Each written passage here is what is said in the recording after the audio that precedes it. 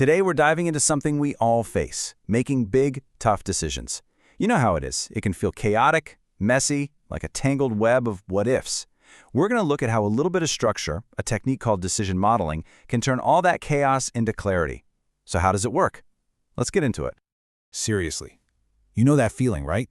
You're at a crossroads, and your mind is just racing with a million different possibilities, a dozen different outcomes. It's like you're stuck in this thick fog, and trying to pick a path with any real confidence feels, well, almost impossible. So how do we start to clear that fog?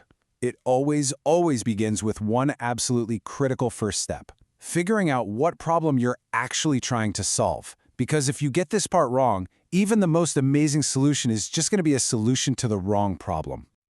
A really solid problem definition has just 3 parts.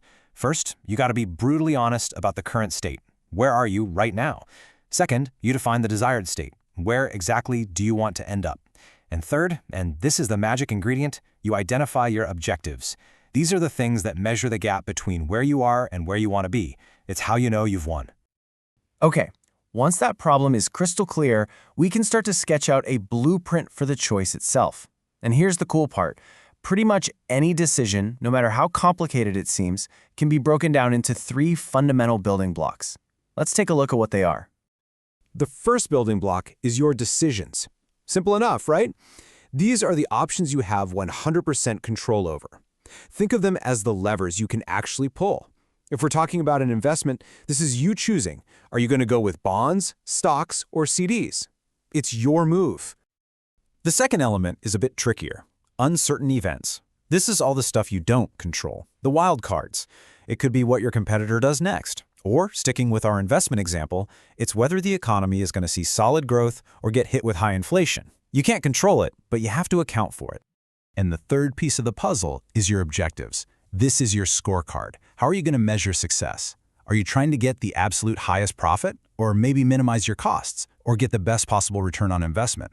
You have to be super clear on this, because your objective is the why behind your decision. So we have our 3 core elements: the decisions you make, the uncertain events you can't control, and the objectives you're aiming for. Now, how do we put all that together in a way that lets us see the whole picture? Well, we use some really cool visual tools. To make this all feel a bit more real, let's just walk through that classic investment problem. It is the perfect way to see how these ideas actually come to life in a way you can see and understand. And here we go. Check this out. This one simple table captures the entire decision. See how it all comes together? The decisions we can make, bonds, stocks, CDs, are right there on the left. The uncertain events we can't control, the state of the economy, are running across the top. And all the numbers inside? That's our objective, the potential payoff for each scenario. Just like that, a complicated mess of what-ifs becomes a clear map. This is what we mean by clarity. Now, a decision table like this is fantastic, but it's just one tool in the toolbox. For problems that have multiple steps, you might use something called a decision tree, which looks kind of like a flowchart for your choices. Or for really complex situations, you could use an influence diagram to map out how all the different pieces affect each other. There are lots of ways to draw the map. Okay, so we've drawn our map, we can see the landscape. What's next?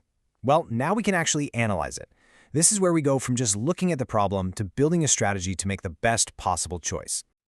One of the first things you'd consider is whether your model is static or dynamic.